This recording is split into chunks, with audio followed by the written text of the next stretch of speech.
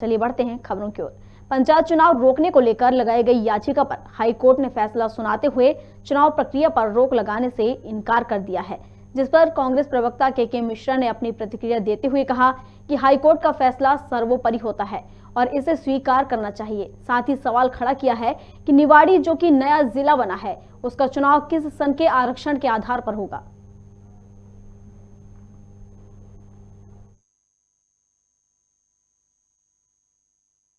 माननीय हाईकोर्ट का फैसला सदैव स्वीकार्य होता है और करना भी चाहिए। जो याचिका थी उसमें स्पष्ट इस बात का उल्लेख है कि संविधान की आत्मा हमारा संविधान है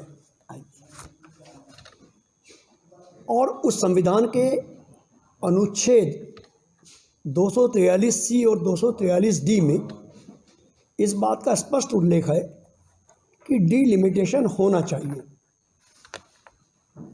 और आरक्षण में यदि डिलिमिटेशन नहीं होगा तो जो एक पीढ़ियां इंतज़ार करती हैं नए नेतृत्व को उभरने के लिए, उनका क्या होगा।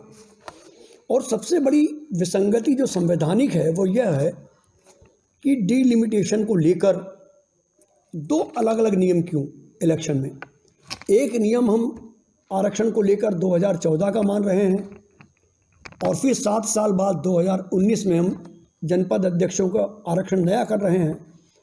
तो उस प्रक्रिया को स्वाभाविक तौर पर यदि एक ब्लाइंड व्यक्ति को भी यदि कहा जाएगा कि आप न्याय करें तो यही होगा कि एक चुनाव में 2 आरक्षण नहीं हो सकते हैं।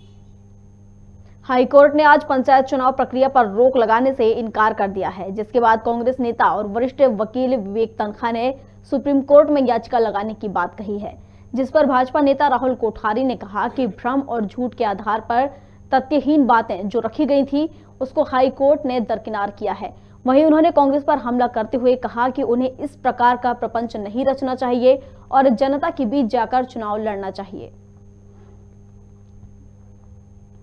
और झूठ के आधार पर जो बातें तथ्यहीन तरीके से रखी गई थी उनको निश्चित रूप से हाईकोर्ट ने दरकिनार किया है और इस बात में कहीं ना कहीं एक सहमति और एक सैद्धांतिक व्यवस्था में उन्होंने व्यवस्था में विश्वास जताया है कि जो मध्य प्रदेश सरकार ने फैसला किया था, मध्य प्रदेश की जो हमारे निर्वाचन आयोग जिस मामले को लेकर आगे बढ़ा था वो बहुत स्पष्ट था, सही था।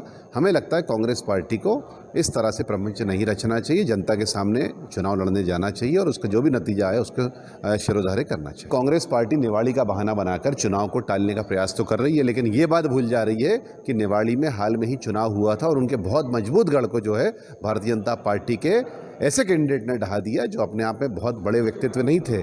कुल मिला के हर जगह भारतीय जनता पार्टी जीतेगी। किसी भी जिले का बहाना बनाकर कांग्रेस पार्टी चुनाव रोकने का प्रयास ना करे।